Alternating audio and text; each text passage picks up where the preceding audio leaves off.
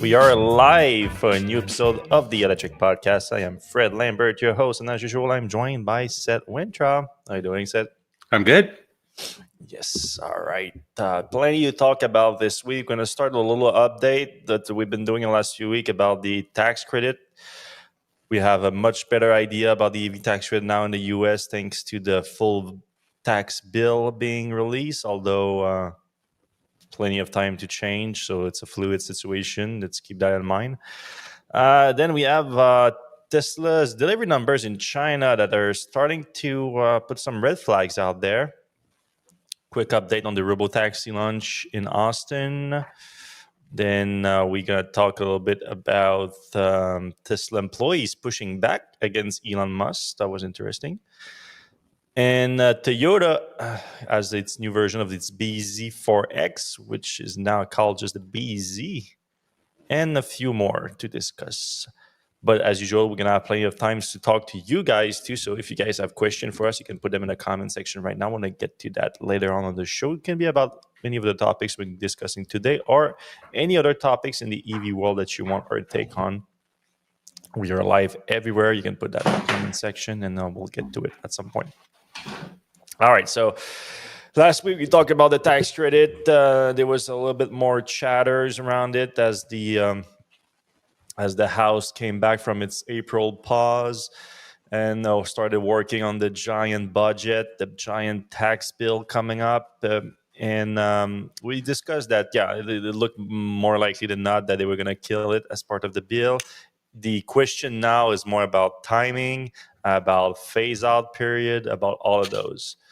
We were somewhat not too hopeful that it was going to be by the end of the year when we discussed it last week. Now things have changed. So with the current version of the bill that we have now available, it looks like it's going to be until the end of the year. So for the entirety of 2025, as of now, there should be access to the federal tax credit for electric vehicle, the $7,500 tax credit, which is a point of sale credit too. So it's had a much bigger impact since it's been the case. Another interesting tidbits of information about the phase-out period, which is not really going to be a phase-out period, it's going to be by the end of the year, is that for manufacturers who have not sold 200,000 EVs between when the tax credit was put in place originally, the first version of it in 2009, up until the end of 2025, you're still going to have access to it until you reach that 200,000 deliveries. So that's actually very good news for companies like Rivian, like Lucid, all the startups that can reach production by then, can start deliveries. Then you would get access to that for the foreseeable future. We discussed how companies like Rivian and Lucid, it's not that big of a deal for them, the tax credit, because of their current bracket of a lineup of electric vehicles being a little bit more expensive, and there's a cap on EVs. $80,000 is the limit.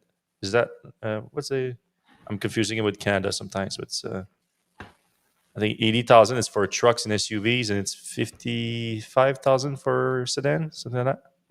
That sounds right. I keep forgetting because it keeps changing. Yeah, it's in the ballpark basically. So because of that, Rivian and Lucid don't have. It's not a big market for them, but they have specifically Rivian as the R2 coming early next year or first half of next year. Lucid hasn't really unveiled their next gen cheaper vehicles yet, but they are expected to come a little bit after Rivian's. So for those automakers, since they haven't delivered that many vehicles, so they say 200,000 vehicles total. Probably should be 200,000 vehicles that are eligible for the tax credit, but I don't think that's in the language. I mean, either way, Rivian or Lucid are not quite there yet. Then you have new companies like Slate that could also benefit from that. So at least their 200,000 first deliveries would have a tax credit. So that's good. Like that should help. The impact is going to be big anyway. Like in 2026, if there's no tax credit, yes, EV sales are going to slow down. But with at least the startups should be able to compensate a bit for it, access to tax credit. But then you also create this situation now as like the companies that don't have access to the tax credit anymore are like less competitive than those that have access to it. So that's an issue too. But that's the latest on the electric vehicle tax credit in the US. My computer is so slow today. I don't know what's happening. I just restarted it too. Yeah, I should close a few more windows. I don't know if that's going to help, but all right, we're back here. All right, Tesla in China is having some issues. So the Chinese market is kind of the most competitive EV market right now, just because everywhere else the Chinese companies don't have. We shouldn't say that, because while other markets do uh, penalize Chinese EVs and the use protectionist initiative to counter them, the same thing is happening in China too for foreign EVs. Like it's not easy to penetrate the Chinese market. There's tariffs on foreign vehicles too, so it's not like the most fair market either, but it's definitely the most competitive one, because Chinese automakers are the most competitive right now, and obviously on the Chinese market, that's where you'll find most of them. And it's creating some issues for Tesla. So we have the latest numbers that came out this week from the Chinese Passenger Car Association that gives us both now a better look at the April's numbers for the retail sell within China and the exports. So there's always some confusion. There's always some confusion between the two, because sometimes people report one number as the other, or just the total, and don't take account the export. But here I put a chart together thanks to ChatGPT, where you see the trend for the monthly for the first 4 months of the year in 2023 in green. So the highest one is in green. That was 2023. Then 2024 in blue. That was way lower. And then now in red, you have 2025. So all monthly sales, you see down there, down in 2025, down in March, and down in April. So every single month is down compared to 2024 and 2023. But that's for the total import and export. So the import is, the retail, local, domestic sales are in the solid line here. And then in the, what do you call those? Lines Dash line. dash lines. The dash lines are the exports. So you see the exports went way down in March, but now in April, it's basically 50-50. Tesla is exporting vehicle and retail sales, but they are both down versus 2024 last year. So things are starting to look down for Tesla in China, not horribly, but just year over year down. The thing that's most worrying right now is what happened last week with domestic sales. So with China, as you have to give them credit. They gave us a lot of data pretty quickly. So we have the insurance registration data in China, and they are released weekly. Though apparently they are starting to talk right now about doing them just monthly now. So something to keep an eye on. But the weekly sales last week in China were just 3,070 units. That's down 69% year over year for the same week. And why is it relevant to just look at a week? Well, we're not just looking at a week. We're looking at the last few weeks, really. But the last few weeks, as you can see, are way down here. And that's worrying, because the previous month, so what we looked at, not just the previous month, the previous quarter that we looked in the last article, just like everything else with Tesla over the first quarter, everything was blamed on the new Model Y. But you cannot do that for Tesla, especially in China in Q2, because they are delivering all the models are in production, full production now, all the trims of the new Model Y. So rear-wheel drive was not the case in Europe and the US, but it's coming up now. But in China, it was available for the whole quarter, and the quarter is still tracking, as you can see here in red, now down versus last year. And the deliveries was estimated to be around 10,000 units last week, and now they're just 3,000 units. So people are kind of freaking out right now, because we knew that Tesla is under a lot of pressure in China from the competition. There's a lot of top competition that's going directly after Tesla. But no one was expecting that big of a decline in sales so quickly. So the question now is more: was it an issue with Tesla delaying some exports, so there were more exports over the last few weeks, reducing the availability of vehicles in China for domestic sales? It's a possibility, even though I try to look at the availability of vehicles. There's vehicles in inventory in China, and the delays for new orders haven't changed in the last month. So it's not clear what's happening.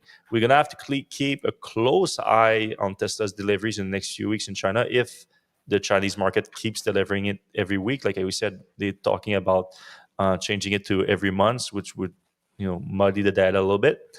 But if this keeps going, it could point to an actual complete collapse of demand for Tesla in China, which would be obviously a big deal because China is the biggest EV market out there.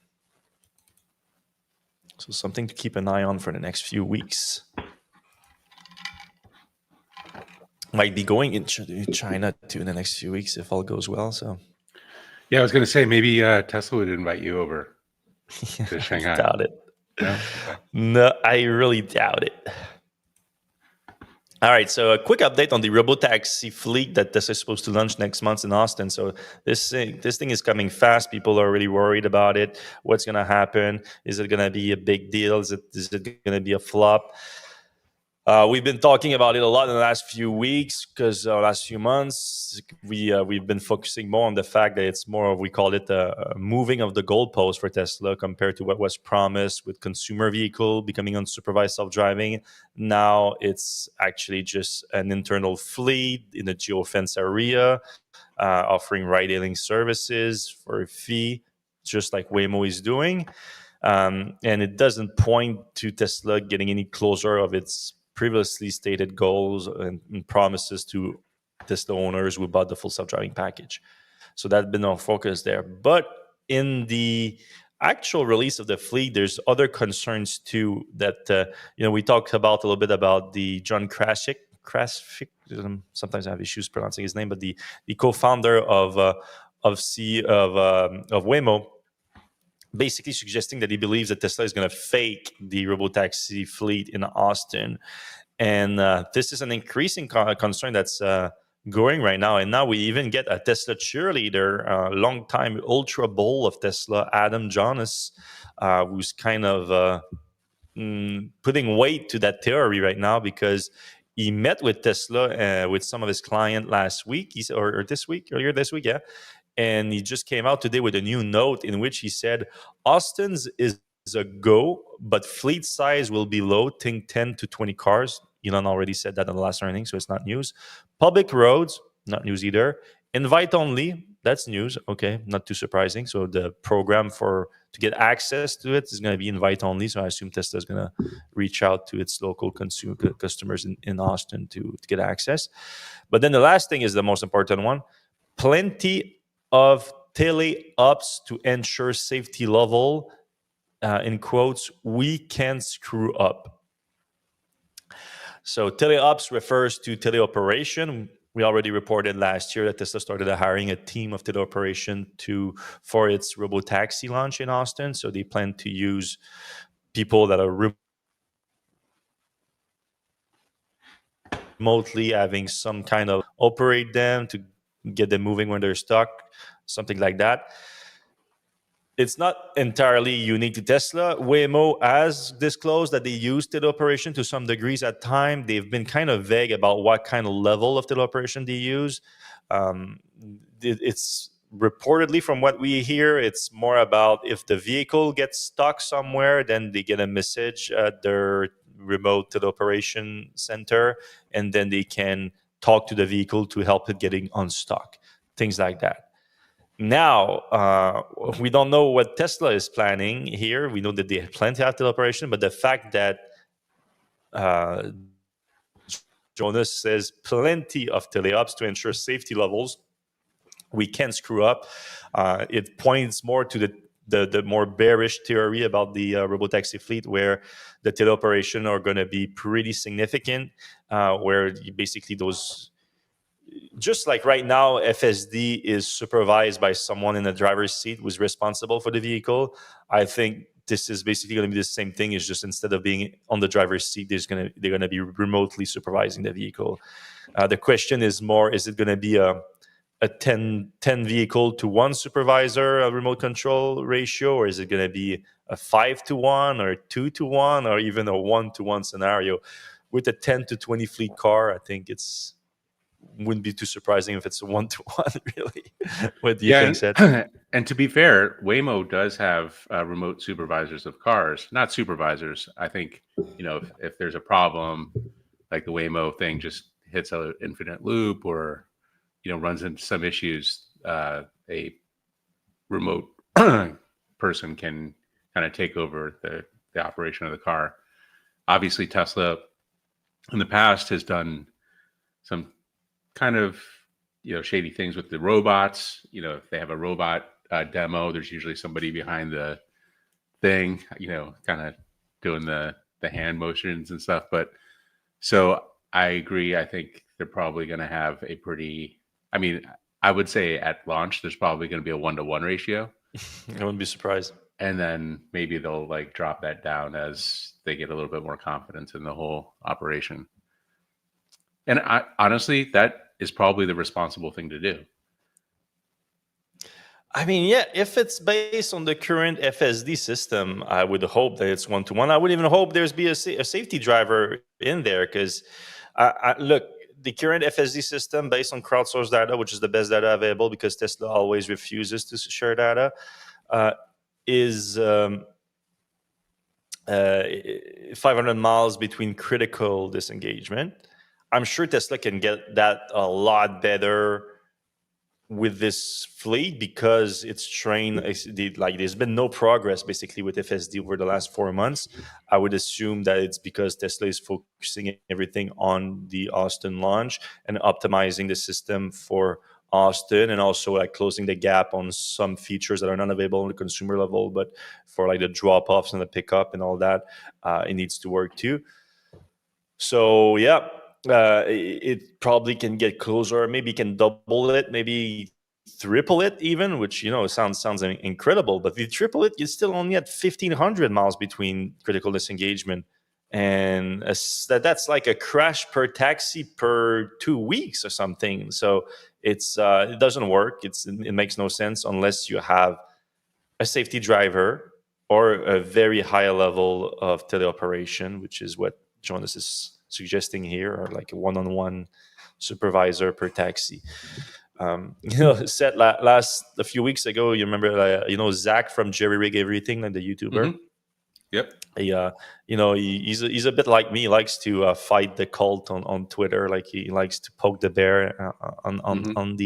on the X platform, and he's Engagement. very much and he's very much hated by the cult on Twitter. Very much like me. We're brothers in arms in that fashion, and he went as far as when one of these cultish people to bet, I think, bet $10,000 that Tesla will not launch a robotaxi service, a truly unsupervised robotaxi service in uh, in Austin in June. I think they needs to do it by the end of June, and I recommended him not to take that bet because I think the only thing that the main criteria for the bet is that there's no driver in the car, no safety driver in the car. So because of the teleoperation stuff, because of the geofencing, because of all the limitation, I thought Tesla should probably be able to do it in June. So I thought it would be a bad bet for him to lose that.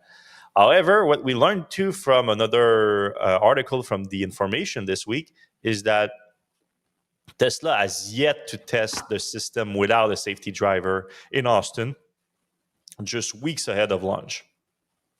Now, it might be that Tesla, is not planning to do that. They're planning to just always have a safety driver until they actually launch a service, which would be weird. You should test without it, even though you can still have someone in the car.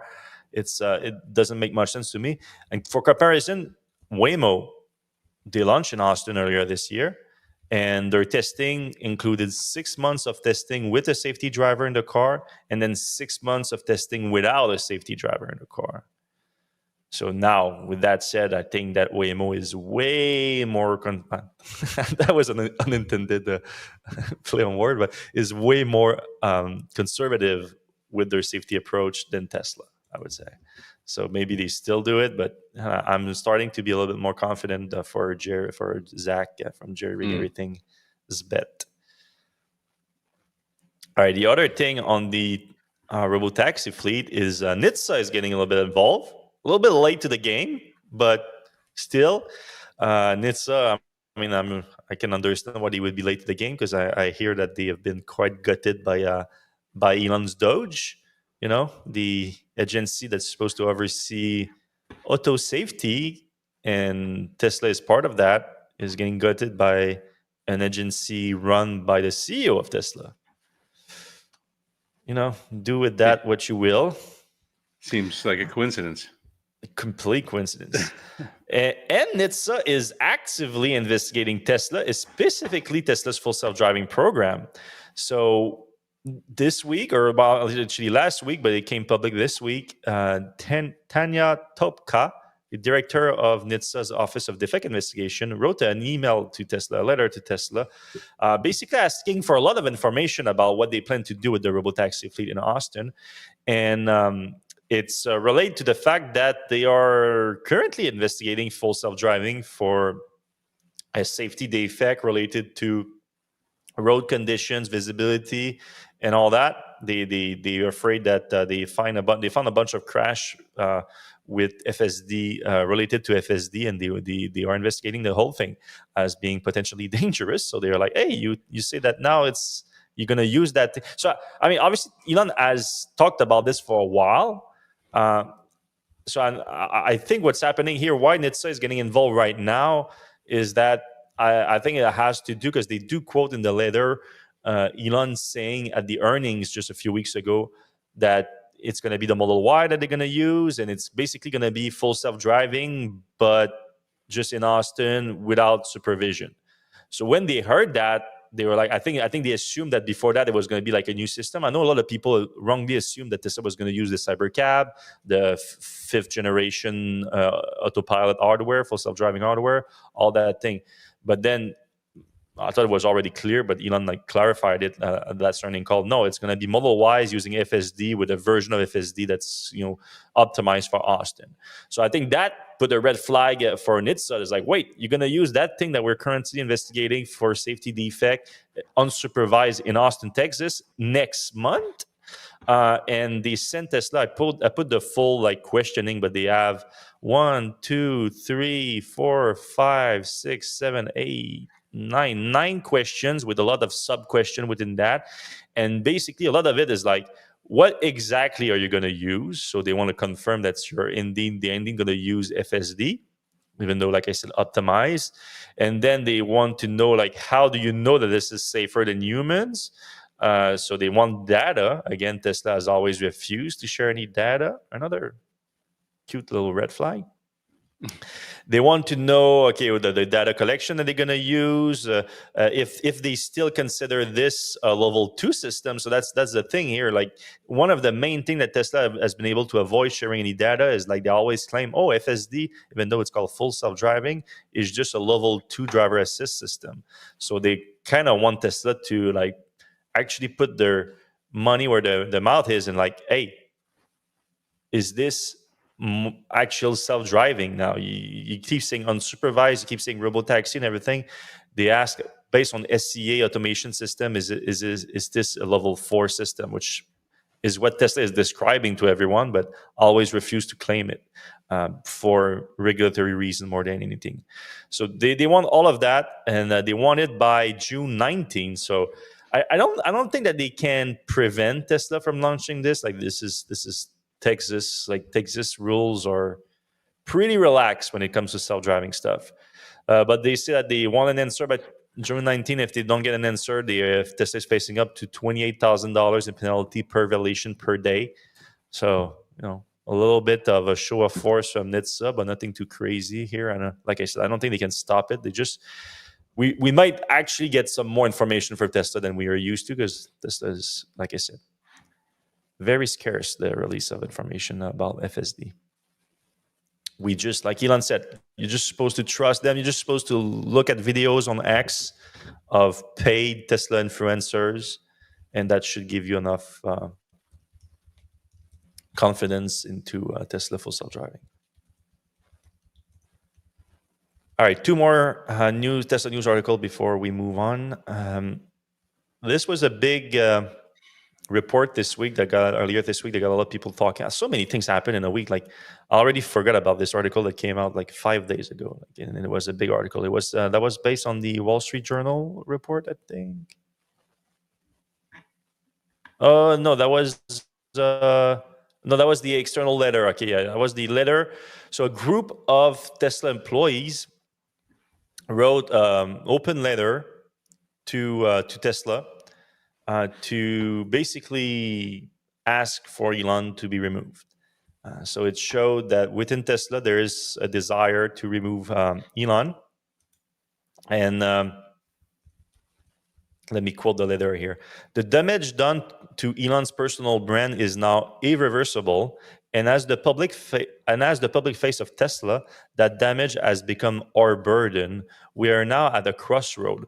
Continue with Elon as CEO and face further decline as customers abandon the brand, or move forward without him and allow our product and mission to succeed or fail on their own.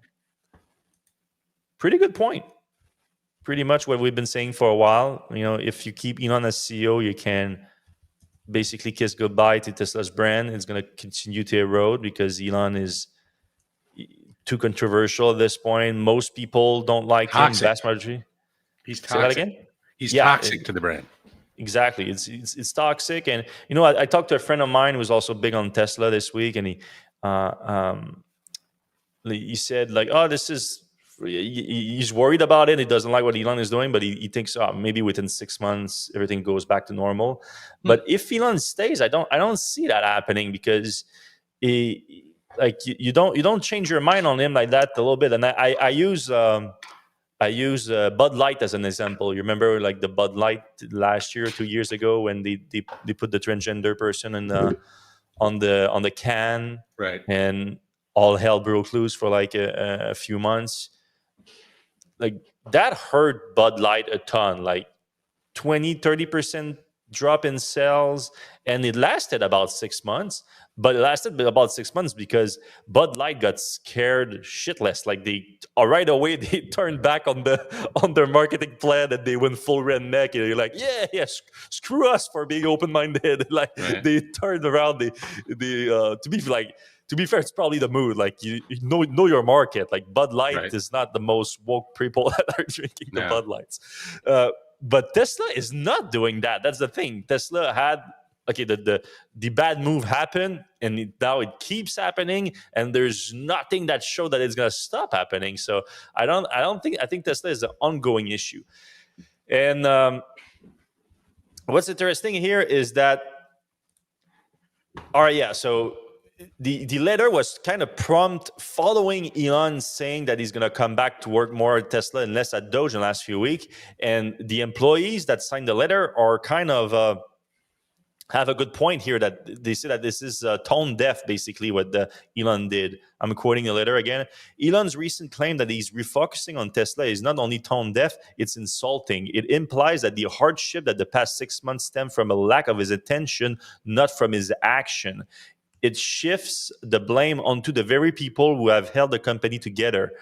Let's be clear, we're not the problem. Our product are not the problem. Our engineering, service, and delivery teams are not the problem. The problem is demand. The problem is Elon. I love that. Clear, consistent, right to the problem. Then they confirmed that the main problem that we've been pointing out at Electrek for months, that it'll be everyone, because one of the biggest problems with Tesla is like the shareholder base right now have their hands over their eyes, over their ears. They don't want to see the real problem. They don't want to accept the demand problem. They keep finding excuses, and obviously the big one for the giant miss in Q1 was the Model Y, the new Model Y. But now this letter confirms from employees confirming that Tesla is sitting on new Model Y inventory already. So now that those very cars are sitting unsold, growing week after week, production is running better than ever, quality is high, processes are strong, demand is what's broken. This is not a product problem, it's a leadership problem. So they confirm that the new Model Y are sitting unsold. And they are basically asking Elon to resign. So one of the main people behind this letter, Matthew Lebrot, we talked to him this week via email.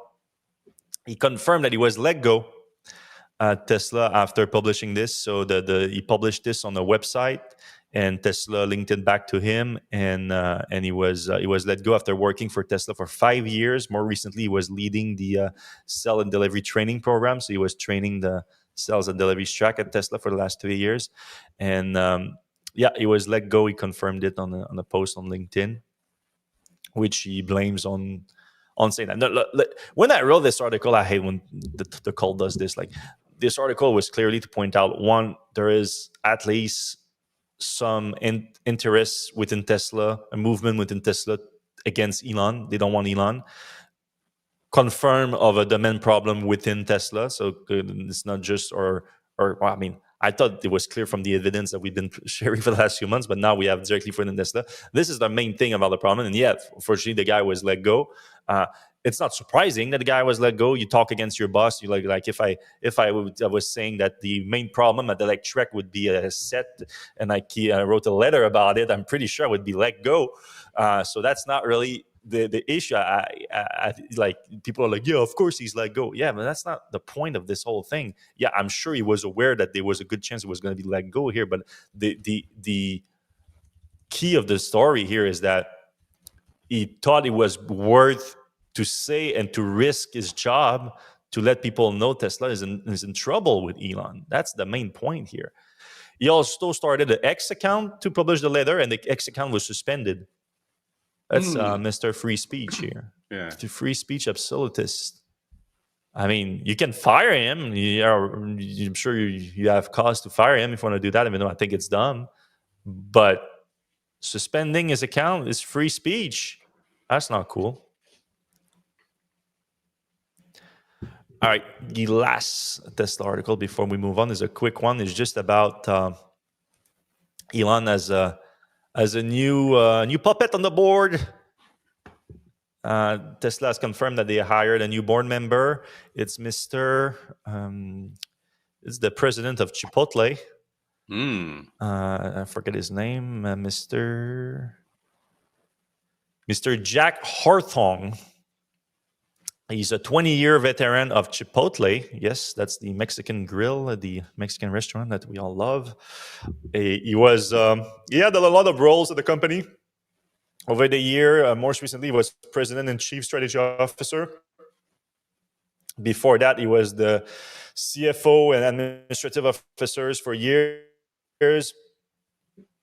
He has zero experience in the automotive industry. Pretty sure he has zero experience in humanoid robots either, and AI.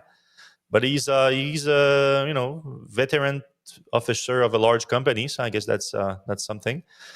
Yeah, I think he's just another puppet there to let Elon do whatever he wants, because that's the main thing you need to be on the Tesla board, is just let Elon do his thing and cash the checks, because the stock options are coming, Jack. In terms, one of the big thing with the board is, like, it's not an independent board. Everyone has links to Elon. I mean, Elon's brother is on the board. A bunch of people that have financial dealings with Elon outside of Tesla is on the board. Elon's friend, like Murdoch, is on the board. Larry Ellison was on the board, a friend of Elon. So there's no independent board member. That was the main problem. That's why his CEO compensation package was rescinded. So now Tesla was looking for an independent board member. That's the main thing. So in an SEC filing, Tesla claimed that Hartung is an independent board member. His only link to Tesla, according to the filing, is a son-in-law that's been working at Tesla since 2016 as a service technician. He's making $124,000 a year, and he's worked at Tesla for the last almost a decade. So they said it's the only link at Tesla. I have an issue with that because I don't think it's the only link to Tesla or Elon Musk. First of all, in the article, I reported that Kimball Musk was a board member of Chipotle from 2016 2019. So he undoubtedly knows Hartong, who was CFO of the company at that time. Board members have relationship with CFOs, as far as I know. So I wouldn't be surprised if there's a link there. Like Kimball went to see his brother and was like, I got a guy for you. He's not going to be any issue on the board, if you know what I mean. But then, since I wrote the article, I also had a source that told me that, and that I need to verify, but I'll let it at the podcast. Don't quote me on that. It's just apparently, I don't know why Tesla only disclosed that his son-in-law is working at Tesla for a decade, because apparently his own son is also working at Tesla for a long time, and his own son has a lot of influence on him apparently. So something to look into. All right, moving on from Tesla news. We have a few things to talk about. Damn, my computer is slow. All right, the BZ4X becomes the BZ. Such a better name, like night and day. Yep. Yeah, it's incredible. And it's going to come with more range. It's going to come with NACS port connector, so that's good. And other upgrades. I'm going to admit that I don't look too much into it. So it's the 2026 version here. What do we get? So we get 25% improvement in range, and you needed that because the BZ4X was not great on that front. So now it's going to start at 314 miles of range, so that's more than decent. NACS connector, like I said, so access to the supercharger network in North America. 10 to 80% fast charging under ideal condition, but they don't say the time, so that's not super useful. A lot more power thanks to the new SiC semiconductor, so that's 338 horsepower. Front wheel drive is going to be 221 horsepower. Preconditioning for the battery. Oh, that was not. And thermal management system. They didn't have that on BZ4X. I'm just surprised sometimes. Two battery pack option, 57.7 and 74.7 kilowatt hour. So the 74.7 is the one that gives you 314 miles of range. With the smaller ones, you could expect 236. Still good, especially for the price. Because I mean, if that thing starts around the same price as the BZ4X, it's pretty cheap.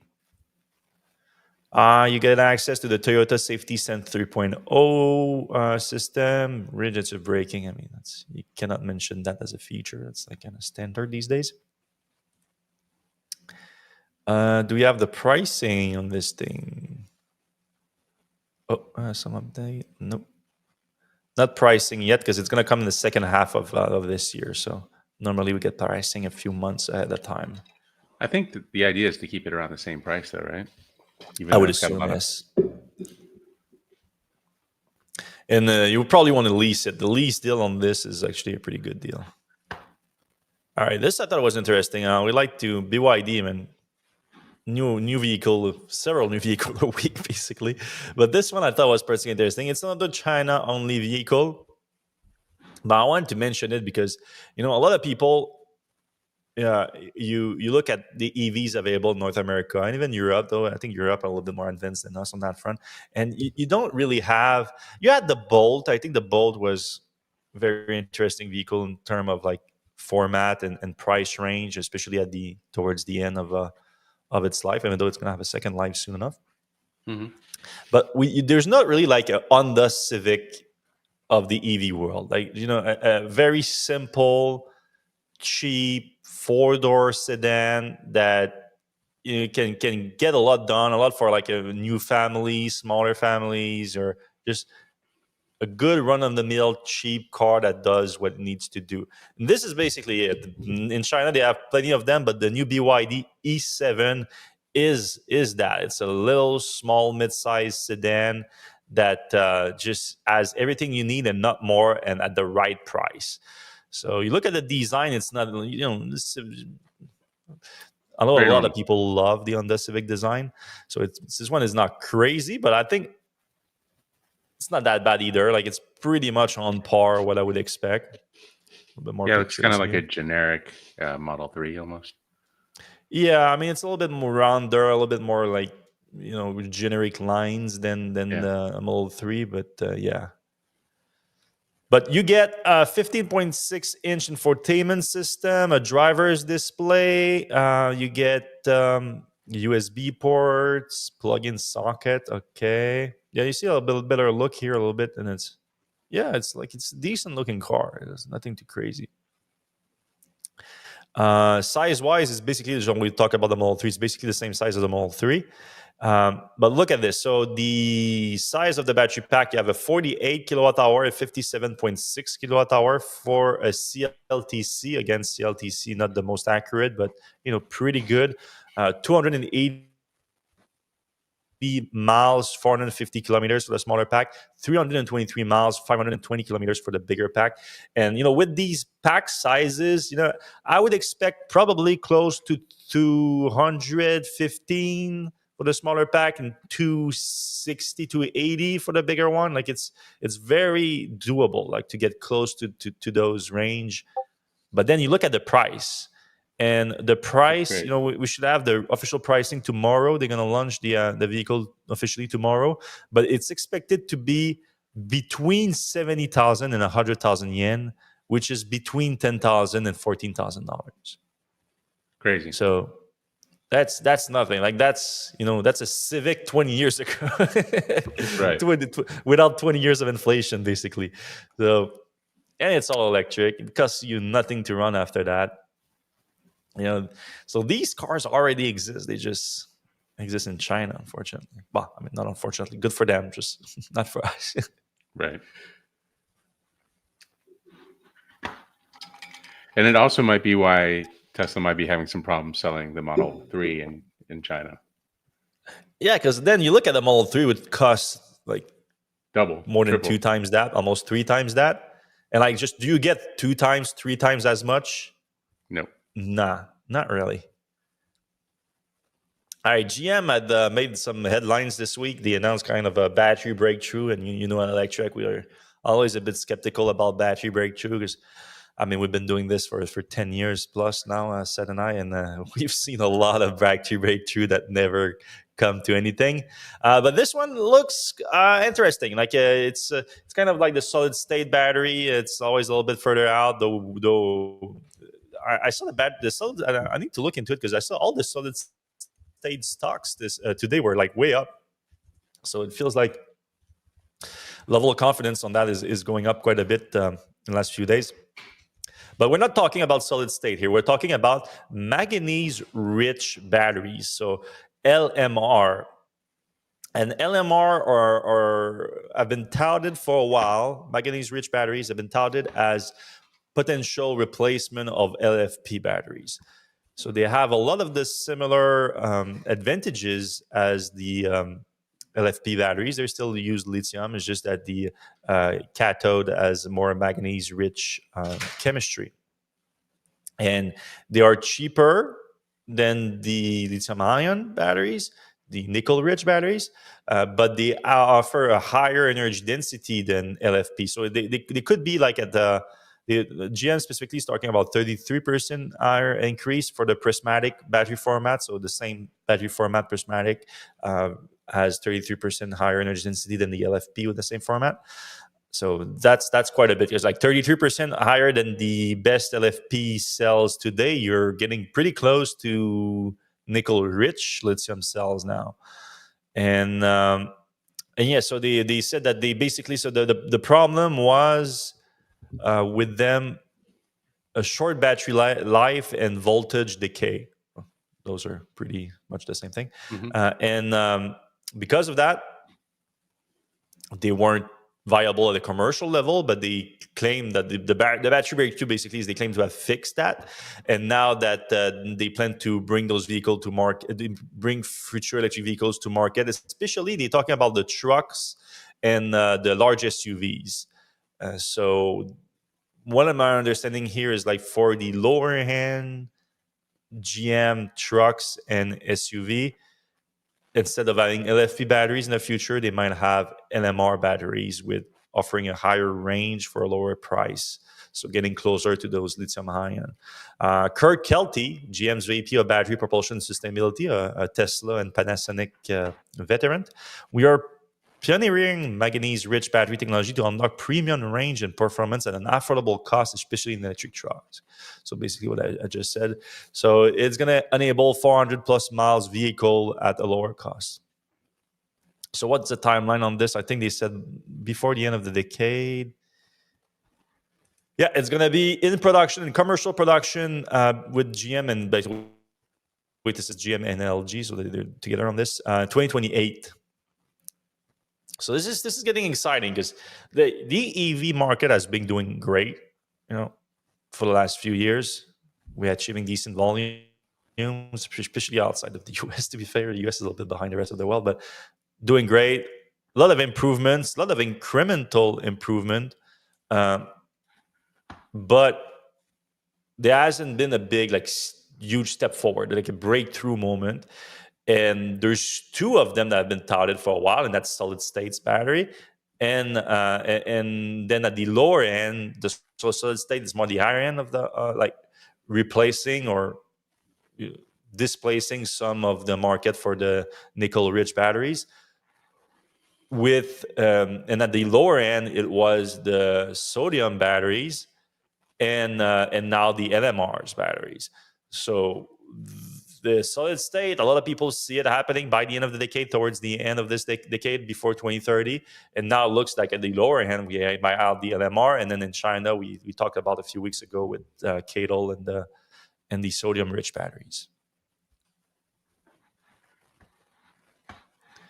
So maybe, again, a little bit of a grain of salt with the whole thing, because a lot of these announcements don't pan out. But this one we thought was significant because they actually talk about commercial production within the next 3 years. So that's somewhat interesting. All right, 2 more news articles before we jump into the comment section. So if you guys have questions for us, now would be the time, because we're going to get to them in probably less than 10 minutes or so. So if you have a specific question or subject you want us to discuss, you can put questions and then your question after that. So it's going to be easier for us to find it. Also, if you do enjoy the Electrek podcast, we would appreciate if you can give us a like, a thumbs up on the stream right now. It's free to do. It takes a second and it helps the show more than you think. We appreciate when you do it. So we just have a few likes on the stream right now. If you can get that up a little bit, we'd appreciate it. All right.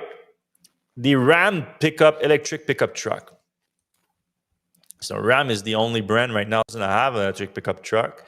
Only major American brand, I should say, because American auto companies, they kind of need pickup truck to survive, and we want them to be electric, obviously. And Ram has been talking about, it is supposed to have one last year, then it was pushed to the first half of 2025, and then late last year we reported that it was actually pushed to 2026, and now this week we hear that their Ram electric truck is pushed to, I think, next year even, or 2027. Where was it in the article? Yes, summer 2027 now.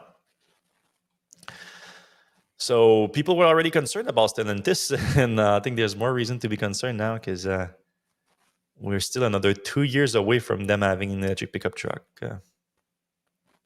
They move so slow, it's crazy. Yeah, I know somebody who's actually waiting on this thing, and they're just like, it's never coming. Yeah. I mean, go with the Silverado stuff, or they look very interesting. Yeah, I mean, that would be my go-to pickup truck right now. All right, a quick note on Slate before we move to the comments. So Slate is the Jeff Bezos backed small pickup truck slash SUV, customizable, very cheap, very little on features. Supposed to start around $20,000 after tax credit, which they might not get depending on what happens. We'll see. Um, we talked about them positively because we do like the idea. There's a lot to like about it. There's a lot of question marks, obviously. Like just we don't know how much demand there is for a vehicle at that price range with very little features. Turns out there's decent. I mean, so Scooter reported this week that the company announced they secured over 100,000 reservations for this vehicle. However, to be fair, just like the Cybertruck situation, they are asking, I think it's $100, $50. Oh boy, forget it. $50 deposit to get a reservation, refundable, I assume too.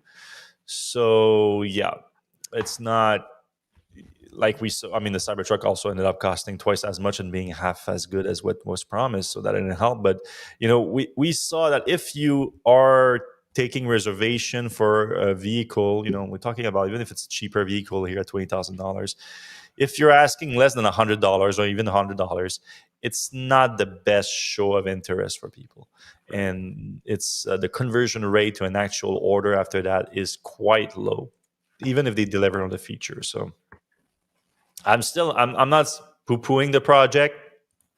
I think there's a lot to like about this. Um, I think there is an opportunity there. I just don't know if like if I was Slate, I wouldn't plan to make 100,000 of these a year because you already have 100,000 orders. Like it's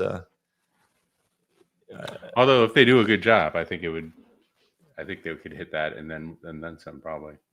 Yeah, if they over deliver on what was promised, then yes. But like this thing doesn't have a radio. There's a Right. lot. There's a lot of features that people will expect. Like for $20,000, we talked about the BYD that is fully equipped at $10,000. Right. So there is some concerns, but yeah, I mean, I'm still hyped about the idea. Okay.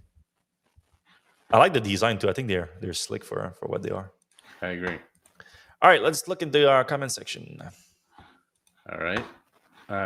From the top, let's talk about Rivian. Rivian sales were down. Was that right? Is Rivian sales down? Did they know? I mean, they are down for the whole year. Like, why we don't talk about the Rivian sale being down, though I can answer that, is because we knew it was coming because the company told us it was coming. The company, like, they were pretty transparent about it. It's like they expect sales to be like slightly down in 2025 and the production to be slightly down as they move to focus on the R2. And a lot of people are waiting for the R2. Like this is a situation. Rivian right now is like in Tesla was when they had the Model S and X, and they were moving into Model 3, Model Y, and there are a lot of people that are very hype on the brand and love the vehicle, but $80,000 vehicle is not in most people's price range, so they are waiting for the R2 basically. Yeah, and the R2. And they're going to be in production hell for a little while. Mm-hmm. Yeah, that's all right. Right. Fred, if anybody from Tesla offers you a fortune cookie in China, don't eat it. Seems like good advice. How quickly will Tesla deploy the lower cost models? Do you think they will help sales stay even from last year, or will they still fall? Sales will still fall this year. I'm pretty confident about that. They will help a bit, but for every two new extra vehicle they had from the lower price one, the stripped down Model Y and Model 3, they will remove a cell from the Model Y, Model 3. So it's not like they're not going to add to the volume that much. You lower the average sell price, you're going to increase the demand. There's no doubt about it. But I mean, especially we talked about the brand damage around Tesla already this year. I think it's going to last for a while. It's going to have an impact on sales. And then you also have the broader auto market to look at. Like, looks like the US is about to enter into a pretty decent recession right now. And that's not good for large purchases like home purchase, like car purchases and everything. So Tesla is just, the bad situation is compounding for Tesla. All right, moving on. Question: who are the biggest players in building LFP batteries in the USA that will avoid tariff issues and qualify for existing tax credits? I don't know LFP offhand. I know Cattle wants to build in the U.S., but it's not happening just yet. right. They had some issues with that. I mean, Ford wants to do one with their partner, or is it SK? I thought Who there was was. I thought they were Yeah, Cattle. that was cattle too, right? Yeah. The issue right now, like there's a bunch of plans to do it, but a lot of it is with uh, cattle technology, and the US is kind of being a little bit skittish on that front. Even Tesla tried to get around it by buying old equipment from cattle to try to make LFP cells in the US, and even that plan kind of is stalling right now. So I think there's like a weird situation right now in the US when it comes to making like battery. It's kind of seen as Chinese battery cell because it's LFP, and it's like kind of their expertise, even though it's LFP is like an American slash Yeah. Canadian technology. It's like It's good crazy. enough. Yeah. And actually in Quebec too was big in the development of cell. Hydro Quebec had a big role in the development of LFP cells. So it's like a Canadian slash US technology, but that the Chinese took and mastered, and now they produce them in volume. Yeah. I'm surprised Tesla hasn't jumped onto that train. Well, like I said, they tried. They bought some equipment from CATL, but and in the last quarter they did say that they plan to use it. That it still plans to use it, but it's going to be super low volume. So I don't think there's like a big. If you're looking right now, the question is like, is there a big like LFP play in the US? I don't. There's nothing concrete, I would say, at this point. All right. Luke says, Spike, many believe the Tesla 2 Series to be the most important car, maybe in a decade. I guess that depends on if people are buying Teslas at that point. Regulation on self-driving cars will change if there are a lot of crashes. That sounds right. I agree, and I mainly just want more EVs on the road. I do think that a lower cost Tesla will take sales from current trims, though. Yeah, but lower cost Tesla that are coming this year are stripped down Model S, Model Y, and Model 3. Right. The Model 2 that the previous commenter talked about, or some people call it the Model E or Q or whatever. Q, whatever. That one has been canceled. It's not coming. Stop wishing it. Like it's been canceled since February of last year. Yeah. All right. So then we're getting into a conversation. Why do you want more EVs on the road? Elon is Tesla. Energy dependence and less gas being burned next to people mostly. And then Elon is to Tesla as Steve Jobs is to Apple. Steve Jobs has Really? been dead for a decade.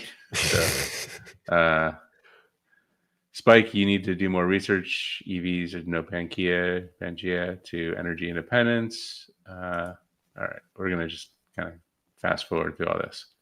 Question: Slate EV battery sizes are similar to the Model 3 standard and long range, but the Slate ranges are much shorter. So is Slate sandbagging or really that inefficient? I mean, it's a pickup truck. Like Yeah. those Also, don't. I didn't even know they released the battery sizes in those. To be honest, I was not familiar with that. Yeah, I pickup know they trucks are talk not. about the range, but I didn't see the battery size. All right. Regarding Elon being bad for Tesla's brand, Ronald Garrison says no. This isn't just going to blow over. Lots of wishful thinking. Looking at you, Lars, best in Tesla. Not going to just blow over. Gone too far. I think that's kind of what we were saying. Yeah. I And mean, if you need a change of course at one point to be able to get past it, and just we haven't seen even an inkling of the change of course. I know some people talked about like the Wall Street Journal article about the board talking about the replacement and everything, but I think like I said at the time, I think that was just the board floating the idea to gain a little bit of leverage over Elon so that he comes back to Tesla, which is kind of the opposite of what the solution to the situation is. all right, we're going to cut through some Luke stuff. And then Dean McManus, LFMP, has been out for a while, but Cattle's second gen sodium and LMR are getting press lately. That's true. They have some sodium batteries that are kind of interesting. Yeah, yeah, And they they're had a like big announcement last week on that. they're even safer than LFP. I think that LMR may be hyped up a bit because it's not primarily Chinese manufacturing based and therefore better image in the shadow of increased Chinese tariffs. Okay. Cedric Weinstein says, "Does Electrek still have confidence in Aptera?" I don't Hey. know that. Oh I don't shit. know that we've recently had confidence in Aptera. So, I mean, I it's just kind of got wishful my thinking. diecast. I thought it was here, but I left it in the other room. So Oh, you got a Aptera diecast? yeah, it's pretty cool actually. Yeah, it's Okay. probably gonna be the only Aptera I'm gonna own, but you have to answer Cedric's question because I'm not super confident. But I mean, I wish them the best because, like we said before, it's a cool idea. You see, the price is a little bit expensive for what it is, but I love the idea of pushing to the max efficiency, and then there's a lot you can do from there. Like maybe they learn like maybe the next generation vehicle after that is a lot more useful, but still has like 90% of the efficiency of that, but like 20% more usefulness, and then you can start getting into a range that's really cool. All right. Andrew McDonald. This is actually worded okay, not great. Fred, I've been watching your podcast for over 5 years now. I know you have lots of knowledge and opinion about Tesla and Elon. Much of it I share, but please try to be less negative. Man, I would love to. I would love to be less negative, like about Tesla, but then I would need something positive to report on. People kind of confuse like my reporting on Tesla. Like, oh, you must hate Tesla. No, I just see what's happening right now, and I think that if nothing changes with Tesla, Tesla is going to become like a Mazda, basically. It's just going to become like a somewhat like smaller automaker, probably making less than a million vehicle a year. Because, yes, Tesla made 1.8 million in 2023, but then they made a little bit less in 2024. And now they're going to be making a little bit less in 2025, probably a lot less actually in 2025. And then it's going to keep going down because of all the issues that we're discussing. And yeah, maybe they figure out full self driving at some point, but not on the timeline that Elon described, which should be no surprise because it hasn't happened in the last 8 timelines that he suggested. And Tesla has a giant liability over all of Elon's lies around self-driving. These are real massive problems that need to be solved if you want Tesla to succeed. Start solving these problems, starting with Elon Musk, and yeah, I mean, that's then there's going to be some positive things to talk about with Tesla. But for the meantime, right now, Tesla is led by a guy that just openly like change is supposedly truth-seeking AI to talk about the white genocide every time someone asks him a question. Like that's a fact that happened this week, and people already like are moved on past it. But I don't know, did you see that, Seth? I can't keep up with it. You can keep up. Like Grok was every time you ask a question to Grok, you will answer the question, and it could completely are unrelated to the situation in South Africa right now. And then they would tell you, by the way, did you know that there's a white genocide right now in South Africa? And people are like, what the hell? Why is Grok saying that to unrelated? And Elon has been hammering for the last few weeks about the problem in South Africa, and he calls it a white genocide and all that, even though there's a lot of evidence that's not true. And then today, today XAI had to come out and say, "Hey, we don't know what happened with that. Someone, an unauthorized person, changed the code to in Grok to have him say that and everything." And then you're supposed to believe that an unauthorized person changed that at XAI when the actual owner of XAI is saying the exact same thing that Grok is randomly saying to people. Is like people need to realize that Elon is in like deep, is in a big KO right now. Whatever is going on, like I don't know if it's the drugs or if it's just the social media addiction that have him spin out of control and do stupid things like that. But that guy is CEO of Tesla right now, and it is problematic. So that's my main issue. Yeah. All right. Let's move on to thoughts on Polestar and Lucid. How long will the Saudis hang in there with Lucid? I don't know. Lucid, with the Gravity, it's got a pretty good vehicle. If they can get the manufacturing down in price and sell enough of them, I think there's a path to profitability. And if I think the Saudis see that there's a path to profitability, they'll continue to fund it. What do you think? Yeah, I mean the Gravity has been extremely well received since the launch, like extremely well received. So, like you said, if they can ramp up production and do it profitably, I don't even know if they need more money because I know they have a pretty decent runway right now. Yep.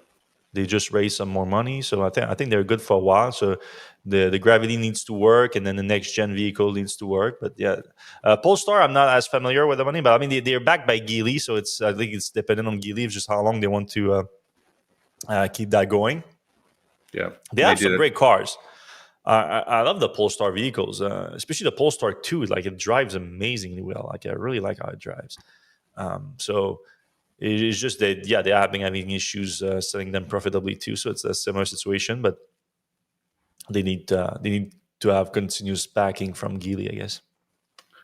All right, Spikes43 says, I think the vehicle to load adapter Tesla made for the low trim Cybertruck was cool. I am hoping it will come to other vehicles. The article covering it was maybe more negative than needed to be fair.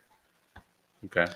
I mean, I wasn't being negative on the product itself. The product is fine. I was more being negative of like the reason why they needed that product was because they removed everything that was cool about the Cybertruck off the rear-wheel drive version and still charged $10,000 more than it was supposed to be. And then they released this $85 attachment to kind of give you like a fraction of what one of those features that was removed that I just mentioned, the power outlets in the back. So that's more what I was like mad about. The actual product is fine, and yeah, it would be useful for probably be more useful on other Tesla vehicle than the Cybertruck because I don't think anyone is buying that rear-wheel drive Cybertruck anyway. So yeah, that's fair.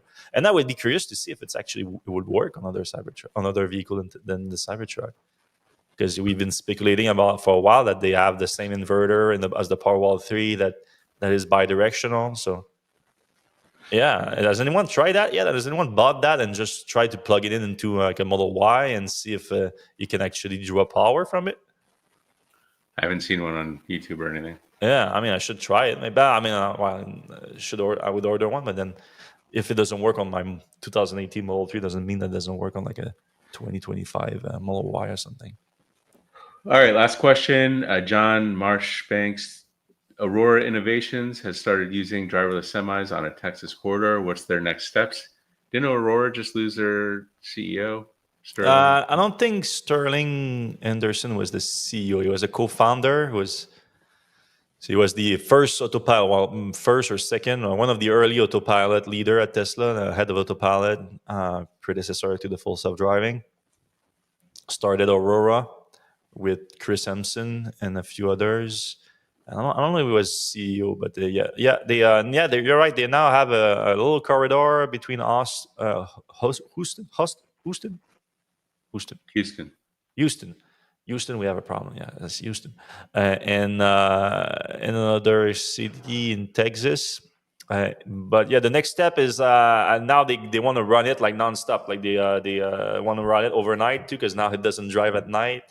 So they are moving to have it work at night and then increase the fleet. So yeah, I mean, driverless trucks are coming, and they need to be safe because, like, you already have this problem with Tesla FSD crashing into people. Can you imagine if it's a semi truck crashing into you? It's not a fun situation. All right. Well, that's it for this week's episode of Electrek Podcast. I hope you enjoyed it as much as we did. If you did enjoy it, you can put a thumbs up, a like, whatever it is on your app. If you're listening on your podcast app, we do appreciate when you leave us 5-star reviews, only if you think we deserve it, of course. That helps the show being pushed to more people and to learn about electric vehicle through Electrek. So thank you. We're going to see you same time, same place next week. Have a good one.